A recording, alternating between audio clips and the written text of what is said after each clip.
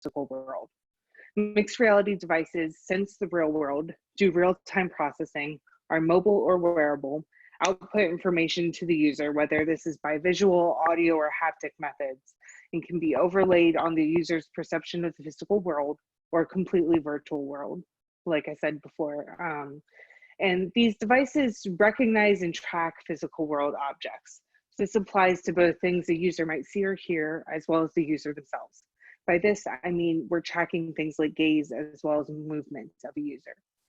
My work focuses on the privacy issues surrounding the use of head-mounted displays, or HMDs, although it is true that you can use mixed reality on your phone. If you've played Pokemon Go, you've probably used AR on your phone. Phone mixed reality largely shares its privacy concerns with those of extended duration sensors and cameras. So the first ethical problem that I'd like to bring up, oh, hello, Kitty. I love this. Love Zoom meetings. This is great. The first ethical problem that we have that I like to bring up initially is that we've systemically excluded anyone with visual impairments by the current nature of mixed reality. We're working on changing that. We're having discussions with people with disabilities as well as accessibility experts. Recently, I asked a person who is blind what he'd like to get out of a mixed reality experience, and he responded, "I don't really know. I've ignored it for the past decade because it wasn't built for people like me." So as I talk about the various privacy issues, I want you to keep in mind that an ethical, immersive future is built for everyone, not just a privileged few, just like privacy should be for everyone, not just a privileged few. So why am I here? What's different about mixed reality compared to other technologies? Well, the devices have all of the sensors of a phone or computer, plus additional cameras and sensors that pick up on nonverbal cues. Here is a non-exhaustive list of some sensors that your HMD might have on it. You have, the normal ones like microphone and camera, and then you might have an infrared gaze tracker. You definitely have an accelerometer and an oscilloscope. Maybe you have a barometer to sense pressure. I don't know. You've got infrared depth sensors to make sure that you aren't walking into walls. You have an ambient light sensor, GPS definitely for location. So that's a lot of sensors, isn't it? And this is all just shoved on this thing that you then shove on your head. So no problems, right? And as I go through this talk, I'm going to refer to these principles for ethical and mixed reality. I'll be presenting some case studies later on, some scenarios, and I'll be referring back to these principles. So the first one is to ask permission, not forgiveness, and to minimize tracking and fingerprinting via biometrics, to empower individuals to define how they're perceived virtually, prioritize mechanisms for reporting harassment and blocking perpetrators, identify ways to incentivize the principle of least privilege, and consider privacy a first-class requirement, and finally, to be both transparent and accountable. One of the big concerns with mixed reality technologies is the potential for unique user fingerprinting. That is, the ability to distinguish who you are. In particular, some of the data that mixed reality devices collect can enable inferences into sex, age, race, and interests.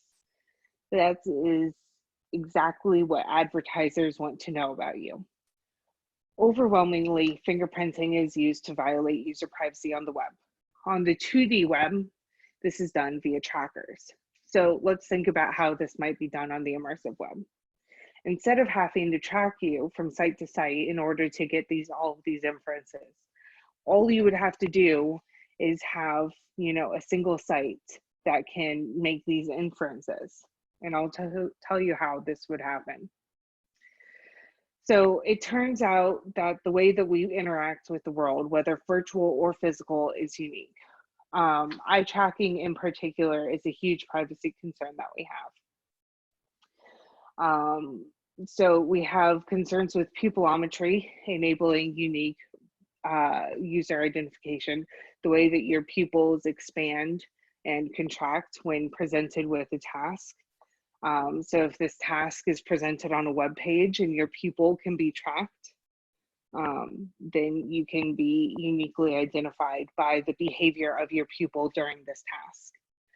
And then the eye movement and verification identification, which took place in both 2012 and 2014, showed that the way that your gaze interacts with the task. In 2012, they used a jumping dot as an image target.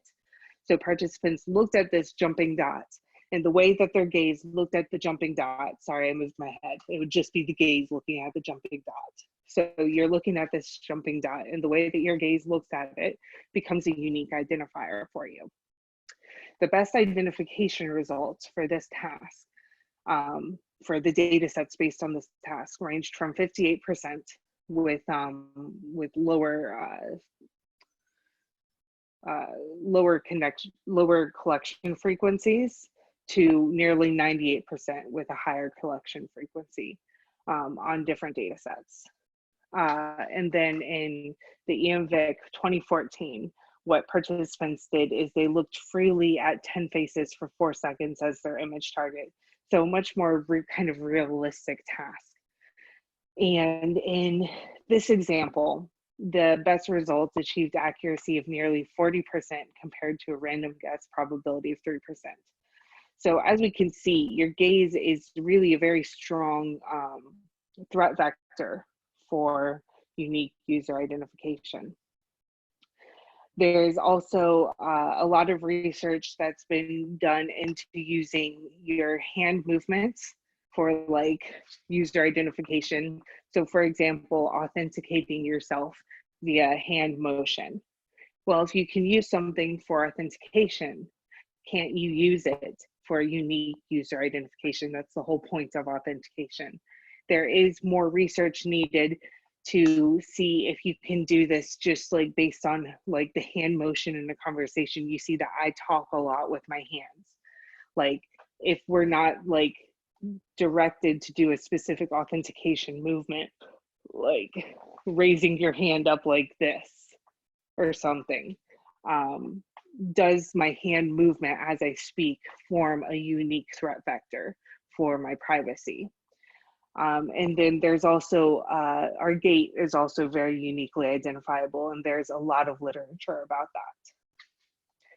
So as we can see, all of these things that are being collected are really huge threats to our privacy on the web.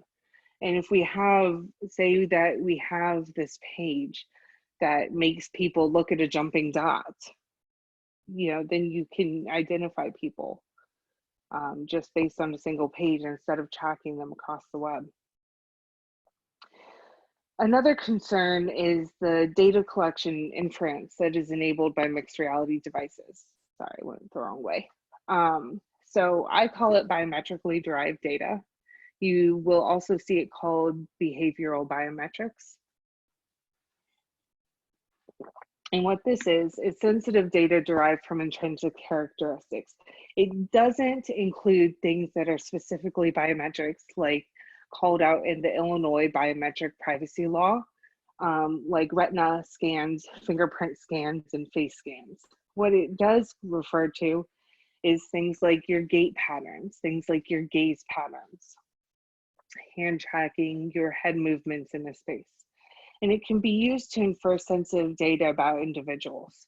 For example, the way that your gaze interacts with a virtual space can be used to infer your age and your sex, because it turns out that the way that men and women interact with a virtual space is different. And using machine learning, you know, you collect some data, you toss it into the magic of machine learning, and voila, you have an assignment of whether someone's male or female. Is it perfect? No. But is it good enough? Yes. So let's consider our first scenario. Consider an applicant who's interviewing virtually for a position at a company led by a CEO whose personal religious beliefs maintain that homosexuality is immoral. During the interview, the headset detects nonverbal reactions from the candidate that suggest they might be gay, and the company's algorithms, possibly opaque to the interviewer, reject the applicant. This scenario isn't unrealistic, right? We know that companies like Lloyd's Bank are using VR simulations to predict how well job applicants will react to certain scenarios. And eye tracking sensors that are being integrated to mixed reality devices have the capability to detect an individual's sexual preferences. It's based on how you interact with, like, where your eyes fixate on the human body in a scene. And so what's worse is that they can do this algorithmically in ways that are opaque to the interviewer. So with this trend towards algorithmic evaluation, it's easy to see how candidates might be rejected before a human ever fully evaluates them. There are tons of problems with this scenario. The candidate might be rejected even though they're straight. In fact, they might be as homophobic as the company, which would be kind of ironic. And what happens if we find out that mixed reality devices also reveal political or religious leanings? Now, if I were smart, I would have another slide relating to the principles next, but I don't. So we're going to go back a few slides and look at the principles. So let's see. The first one that I see that's violated here, right? We're definitely not minimizing tracking and fingerprinting via biometrics. Like, we are tracking the biometrics and we are completely violating this person's privacy by tracking their gaze and inferring that they are potentially gay, right? And we're not asking permission to do this. We're not being transparent. We're using black box algorithms. And we're not empowering this individual who's being interviewed to define how they're being perceived. We're just taking their biometrically derived data and tossing it into an algorithm and saying, this is how we're perceiving you, right? So it violates a number of principles for ethical mixed reality. So now we'll get more into eye tracking, and this is where you see the citations for some of the things that I've alluded to. The point of this scenario is that our gaze can reveal intimate details about ourselves, whether that's our sexual preferences, our age, gender, and race, whether we have affective disorders like anxiety and depression, or other disorders like autism. So there are two kinds of privacy loss that happen through eye tracking. First is our identity. Our unique gaze patterns allow fingerprinting. Secondly, it allows inferences into our interests. I like to differentiate between eye tracking and gaze tracking personally by saying that in eye tracking, the movements of the eye are what matters. But in gaze tracking, it's the target of the gaze that matters. It's become very common in usability testing to use eye tracking to build a heat map of websites, documents, posters, etc., to see where the eye is drawn to and how the eyes interact with the elements on the page presented. This allows the designer to see if important elements are highlighted appropriately. Currently, this requires extensive setup and consent. But imagine if this were deployed on the immersive web. Website designers could instantly measure the impact of changes by continuously computing eye tracking derived heat maps. This would enable continuous user experimentation without explicit user consent. Eye tracking and gaze tracking present thorny privacy problems, and these are problems that I don't have a solution to. We're working on it. In particular, we're doing research into how we can prevent user identification via gaze on the web. But in the US, we use notice and choice mechanisms for privacy protections. However, users don't have conscious control over their gaze, so they're disempowered to make choices to withhold their data. This is an all or nothing choice. Perhaps more importantly, how do we effectively communicate the extent of information that their gaze can leak? How do we educate users on the risks of enabling eye tracking, right? And how do we, and this isn't to say that eye tracking is all evil. I'll return to this later because like right now you're probably thinking, well, we should just never do eye tracking. Eye tracking is the devil. But you know, eye tracking usability testing does actually have some really good applications. It does help with design. It helps with the usability of design. For example, it even helps in usable security and usable privacy, because you want to make sure that the eyes are drawn appropriately to the right warning mechanisms, right? So you can see how it is actually useful, particularly where it's used in a way that appropriately consents people. Another thing that mixed reality devices need to do is they need to sense the world around people. They need to keep people from walking into doors, walking into walls, walking off stairs. They need to, augmented reality applications need to detect planes in the real physical world in order to place objects on them. And we do this a few different ways. So we do this, the least privileged way is by using hit testing, which is when you cast a ray out into physical space, it intersects with the plane in the physical world, and then the application then knows, hey, there's a plane here that you can place an object onto. The next level of access is to compute a full world mesh. So basically the HMD scans, the application scans the entire environment around the user of interest, and it computes all of the planes in the area, but it doesn't get the RGB camera information, it just gets the planes. So for example, if you left your pill bottles out, it would get that there's a bottle out, but it wouldn't get like the prescription information on the bottle. And then you have full camera access. The other thing that it does is it can sense things about the people around you, about the bystanders. Bystander privacy is going to be a huge problem with mixed reality, and in particular, augmented reality glasses. We saw this with Google Glass hole problems a couple years ago. Mixed reality devices can be used to enrich a user's information about a physical world. It doesn't just sense information, it can also be used to augment that information. For example, consider a headset that enriches the user's worldview with sentiment data. The headset could be used to detect facial expressions and more subtle nonverbal cues. Nonverbal cues that might not be apparent to you or me, like pupil dilation, to determine bystanders' moods and reactions. So how is this different than going into a public space and simply looking around, inferring the emotions of those around you? Some people are really, really good at that. Like they're really good at reading people. We all know that great salesman who can just read people and knows the exact moment to push, the exact moment to back off. That's someone who's great at reading other people's nonverbal reactions. A key differentiator here is scale.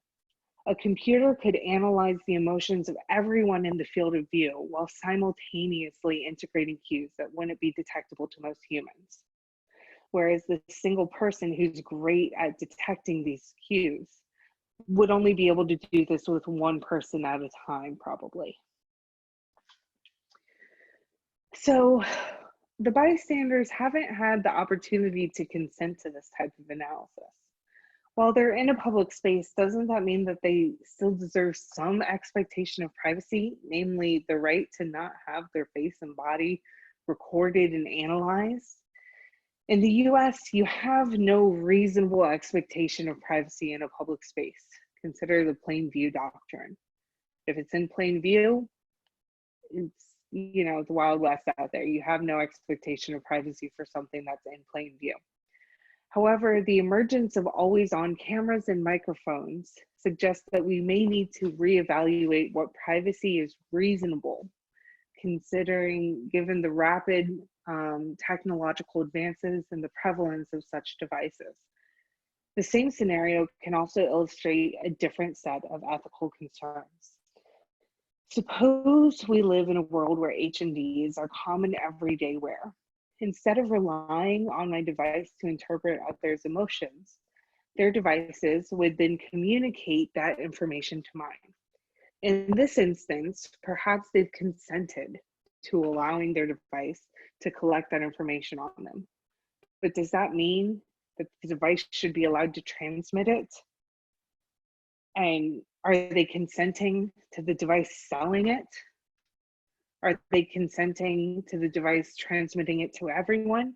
Or are they consenting to just transmitting it to some people, right? Like, how do we manage these problems of consent? And in particular, how do we handle the fact that we are that we don't want to incentivize lower income people from selling this data? Privacy shouldn't be the sole domain of the rich. Instead of using nonverbal cues to infer emotions, the device could then use facial recognition to remind a user of a person's name and everything they should remember about a person, like the perfect cocktail party application, right? Remember the names of spouses and children, how you met, the last topic of conversation to avoid embarrassment. Is this less invasive? I mean, it's not, you're not detecting their emotions, right? Is this less invasive? You're just using facial detection and remembering what you should remember. Does the private setting of a party change these ethical considerations? And these are all questions that we're going to have to grapple with as the technology advances. So the other thing that we need to do with a device is we need to orient ourselves in the real world. So there are a couple of things that you have to do here, or a couple of problems here. Head orientation can be used as a proxy for gaze.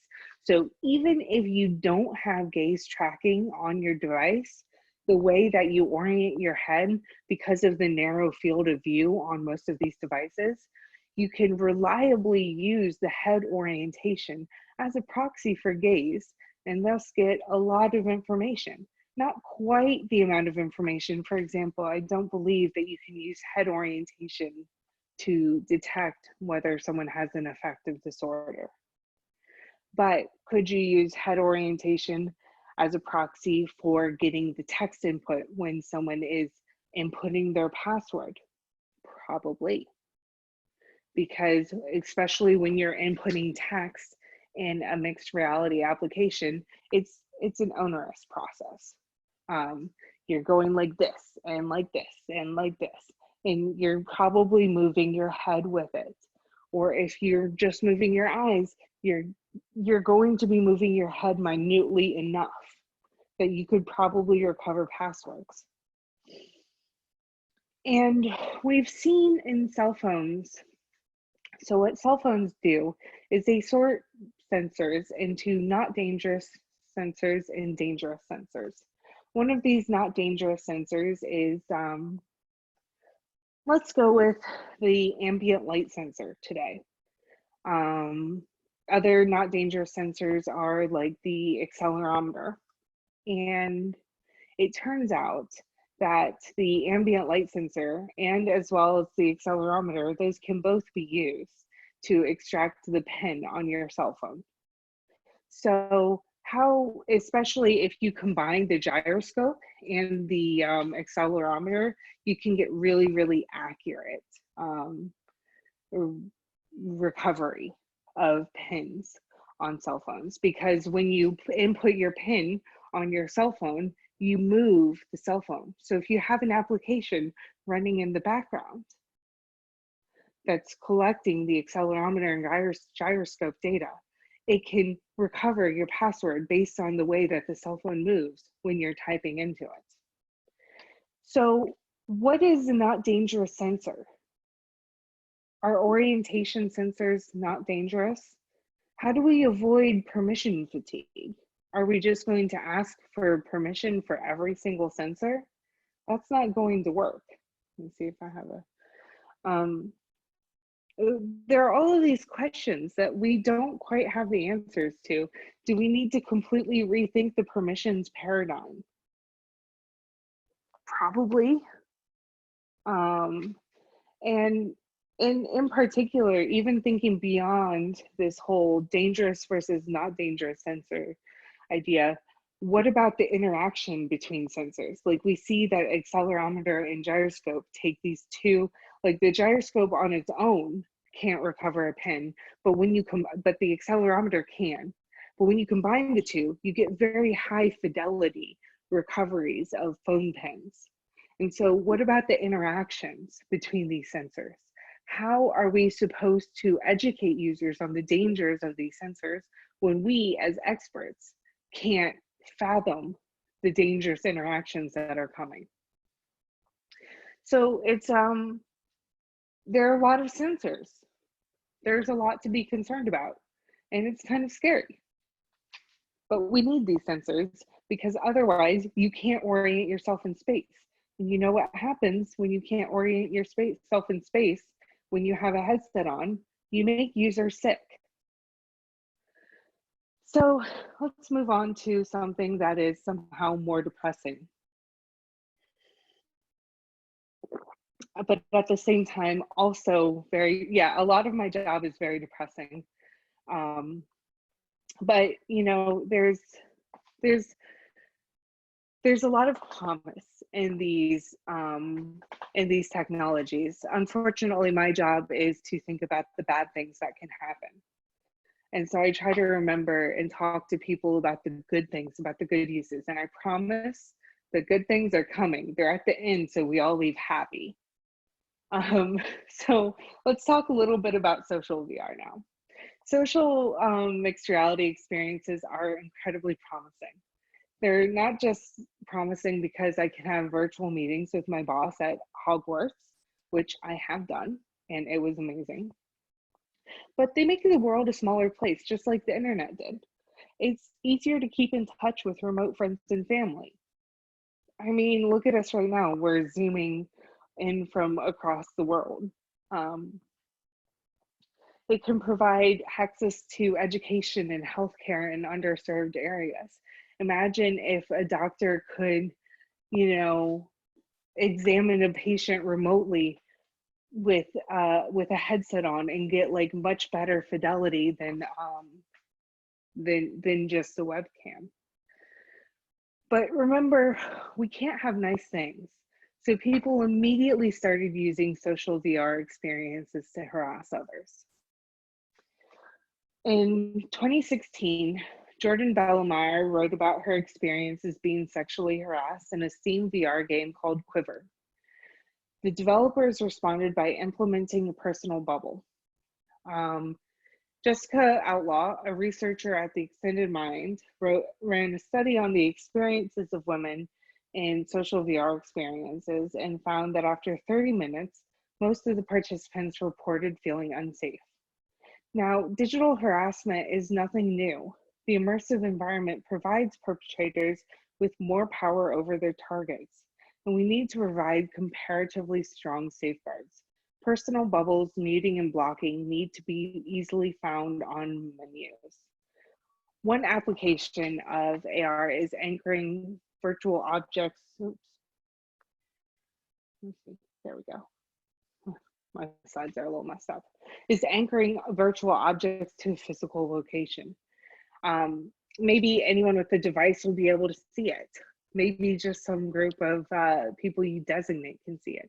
That would be, you know, pretty cool. I imagine some awesome geocaching possibilities. Could also be a powerful political tool for disseminating information. Unfortunately, this means it's also an avenue for virtual graffiti. Perhaps someone really hates my talk, wants to anchor steaming poop emoji on my doorstep, or anchor slurs to someone's home. The good news is that it should be easier to delete virtual graffiti than clean real graffiti. The bad news is that it could be difficult to detect, for example, if some subset of people see it. The flip side of anonymity on the web means that it could be difficult to detect the harasser. And this is, I'm going to return to Jordan Bellemire because usually I talk a little bit more about her. And her experience is, she wrote that the big problem was that it felt real. Even though she was in this game and she knew it wasn't real, it felt real. She felt the virtual groping. She felt it as if it was real. And that is the big problem with social virtual experiences, is that it feels real. And yet the harassers could be anywhere in the world. So what are we going to do about this? And that returns to,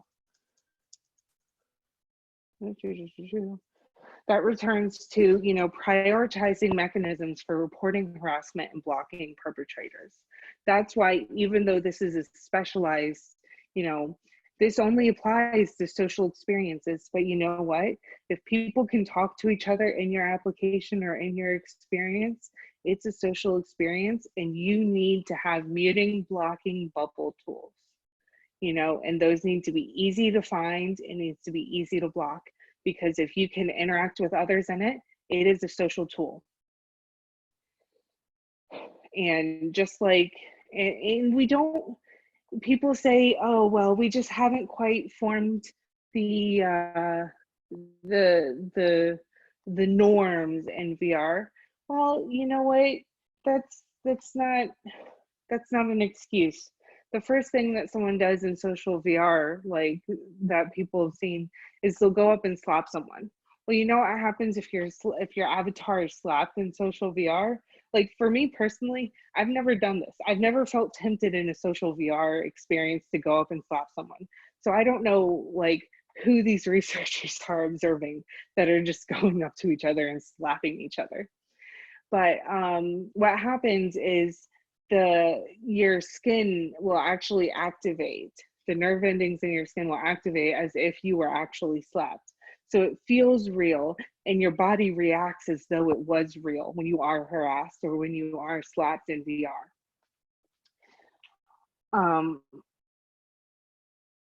And the other thing about this is, companies who are doing social VR, they need to be transparent and they need to be accountable.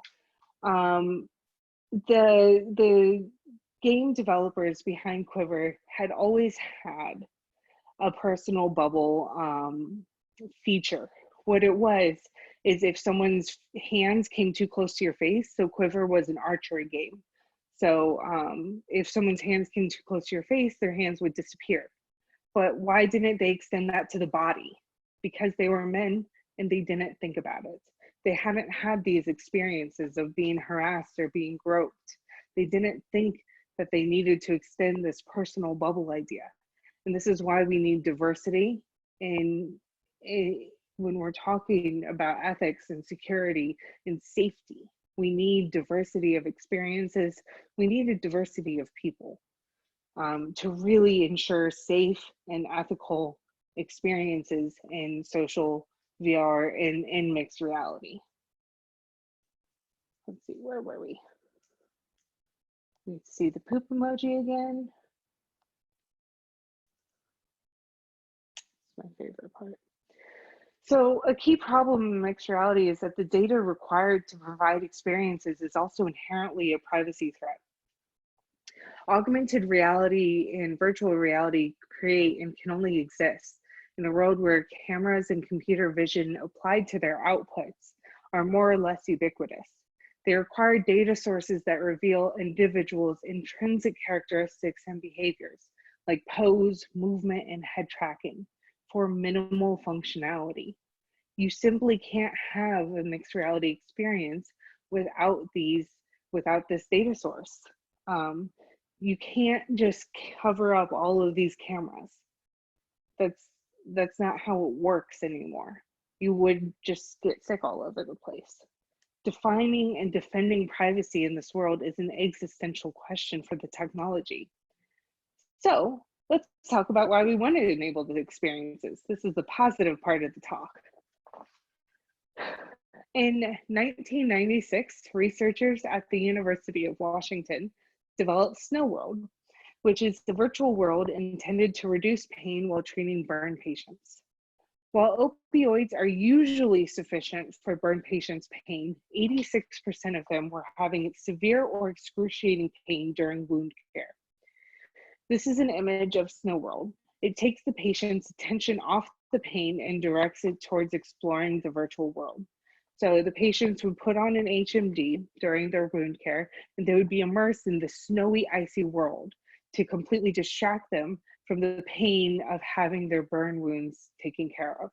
And the patients studied reported a drastic reduction of pain. In addition to effective pain relief, VR is being used for exposure therapy for PTSD and phobias. Other applications could include remote medical treatment. There's also a lot of potential around using mixed reality for accessibility. VR can provide new experiences for people who are bedridden or in the hospital. One of my teammates took an HMD to a nursing home and allowed people who are bedridden to experience skiing again.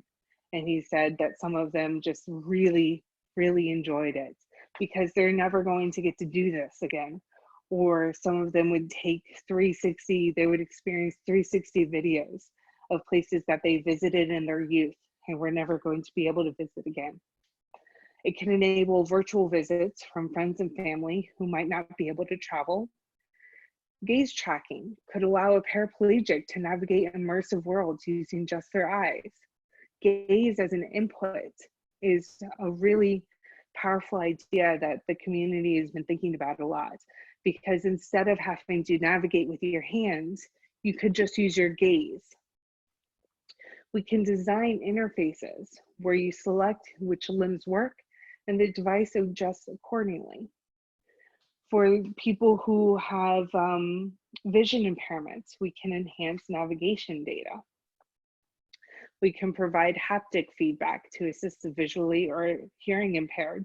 For example, someone has designed a cane with that gives additional feedback for the visually impaired, and you can have a head mount that reads out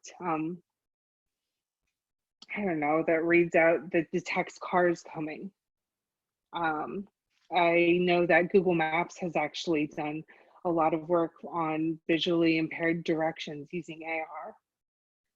So things like this. So the other thing to remember is that this is a new communications medium. You know how the internet revolutionized how we communicate? Mixed reality has similar potential. It can bring us closer to each other than ever before. It can give people who wouldn't otherwise be able to travel, whether it's for financial reasons or other reasons, the freedom to be present anywhere in the world. It allows us to choose how we want to be represented in the world. I can embrace my true destiny of being represented as a cat. Mixed reality provides us with new ways to explore our identities and our relationships with each other and the world around us. I spent 4 years living in the UK, and sometimes all I wanted to do was sit down in a room with my sister and watch a movie together. We managed using synchronized video over FaceTime, but it was a pain, requiring, manual movie synchronization and a bunch of different devices. And we each had to buy the video ourselves or rent it.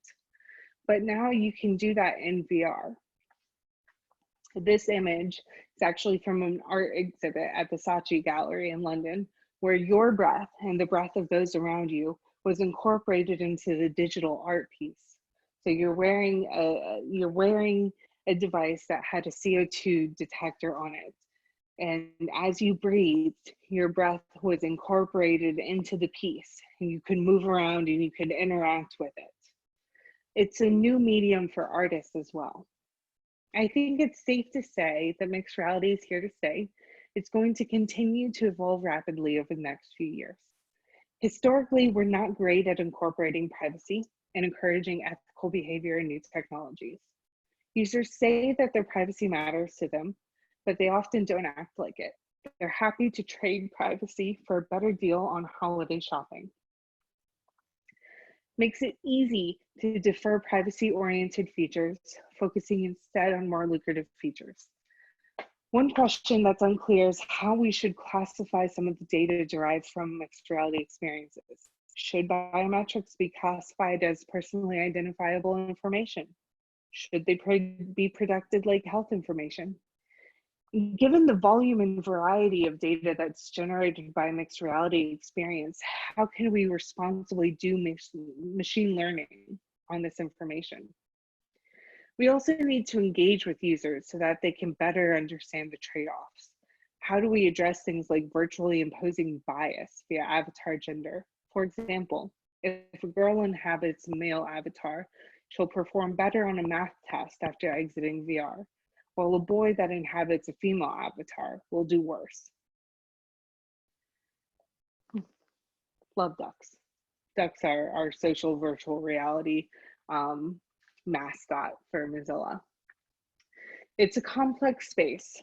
We need to engage at all levels. Siloed privacy teams aren't going to be able to anticipate all of the potential risks. So I talked to the designers and the developers and the content creators and the users. It's still an emerging technology. We can still incorporate privacy by design, and we're working to. We have an opportunity right now to do better than we usually do. It starts by having the conversations and identifying the threats. Now we need to work across fields, engage with users, creators, and lawmakers to try and create a less shitty immersive future. And I am happy to take questions. Thank you very much, Diane. That has been amazing, unexpectedly. I learned so much new information. We have a few questions in the chat. Let's start with them. If people don't mind, could you please unmute yourself to ask your question? So the first question is from Tristy. Could you please unmute yourself and ask it? Thanks so much, Diane, for your talk today. It's been really eye-opening. I haven't followed what's been happening in mixed reality for a little while, and it's a little bit nerving, actually. You hear about all of the really good solutions. I think what I'm particularly interested in as an expert in this space, it's kind of difficult sometimes to identify the orgs, institutions, or groups who are kind of calling out some of these unethical uses of biometrically derived data. And I was just hoping, who do you see kind of leading in keeping an eye out and calling it out? Because doing the research is quite difficult.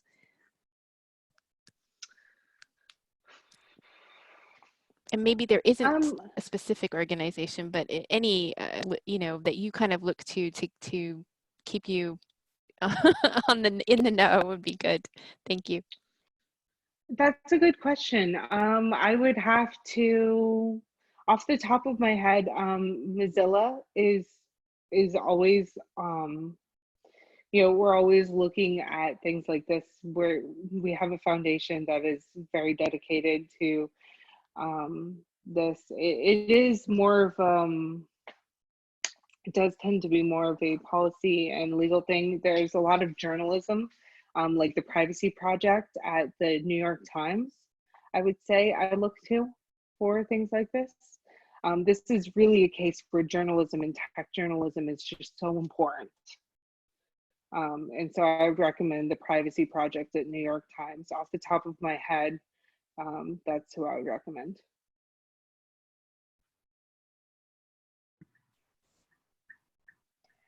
Thank you. I apologize, I missed the question from Maria. If it's still valid, could you please unmute yourself and ask your question? Thank you. Hi, this is Maria from London. Thank you very much for your presentation. I work in the privacy area, and seeing your perspective from mixed reality is great. Thank you very much for this. I have many questions, but I will ask this that I have put in the chat, because this was about mixed reality. And my question is, what is the difference with augmented reality? The difference with augmented reality and mixed reality, So augmented reality, a lot of people say that the mixed reality, for me, oh, there are official definitions places. Augmented reality is kind of where you interact with something that is overlaid onto the real world. Whereas mixed reality is the objects and you, it's mutual interaction. So like in Pokemon Go, you're just overlaying the Pokemon onto the real world, right? Whereas in mixed reality, you can kind of interact with the objects and the real world, and the real world interacts with the virtual objects as well. Okay, so it's the level of interaction that changes. That's why there is more risk for privacy. Whereas in augmented reality, it's just, well, we have something on top of the reality, but there is not really that much information about me or about my unique traits. Yeah, I will say that some people, and I'm guilty of this as well, will also use mixed reality as an umbrella term for augmented and virtual reality. Thank you. Thank you very much. The next question is from Ada. If you could unmute yourself, please.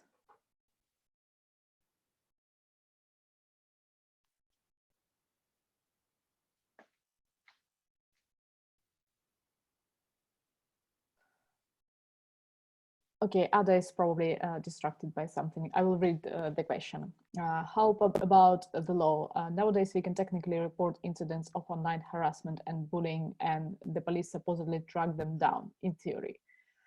Do some laws extend to VR and MR? So that's a great question. The big problem is that your harasser could be anywhere. So say you're based in London, but your harasser is based in China. What are the police going to do? They're not going to get an extradition. Like that's the end of it. It should be the platform's responsibility to give you some protections. And those protections are going to be muting tools, blocking tools, personal bubble tools. You know, if you're both in the same country, then yeah, like there are things that the police can do. But unfortunately, we live in a connected society, and that's just not the case. That your harasser might be in the same legal jurisdiction as you. I mean, we see these problems in the States. Even if your harasser is in a different state as you might not be able to get anything done.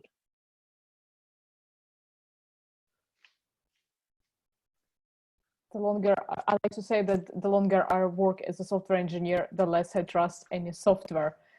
The more I just the deeper I go in security topics, the more I want to make myself a tiny tinfoil hat. It's, yes. Yeah, it's not, it's really not ideal. And this idea of, Lawrence Lessig calls it the idea of code as law. And this idea is really unsatisfactory to me. But until we have better, as long as the world is as fractured as it is, really you have to kind of rely on the platform. And that's why it's so important that platforms be transparent and be accountable. That's where this whole idea of transparency and accountability comes from, is that you have to know that they're taking care of people. And that's not usually the case, unfortunately. Let's be optimistic. Sorry. Being happy. It provides more opportunities and more new possibilities than disadvantages. Yes, definitely. Thank you very much. The next question is from May.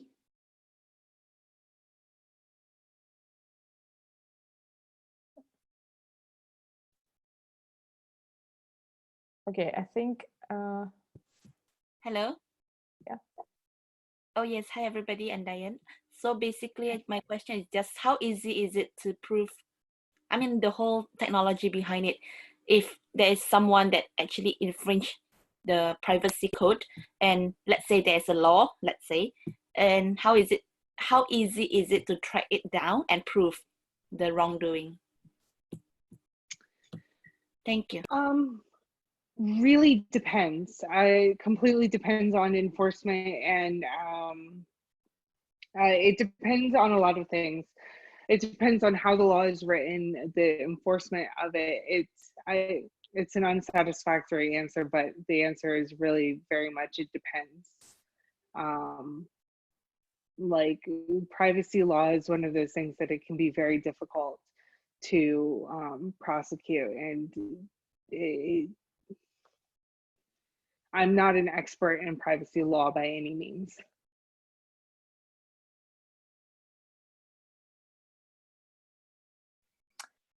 Thank you very much. Do we have any more questions?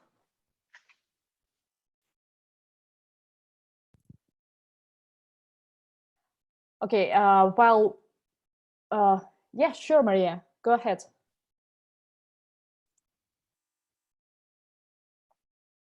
Thank you. I wanted to ask this because in Europe, we take purpose of the processing as something quite important, and what is the guiding light in collecting data, what we are doing with the data.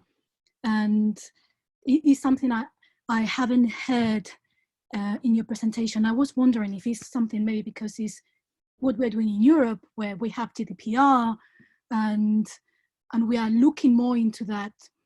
If it's something that it could be helping privacy by design in the US. Yes.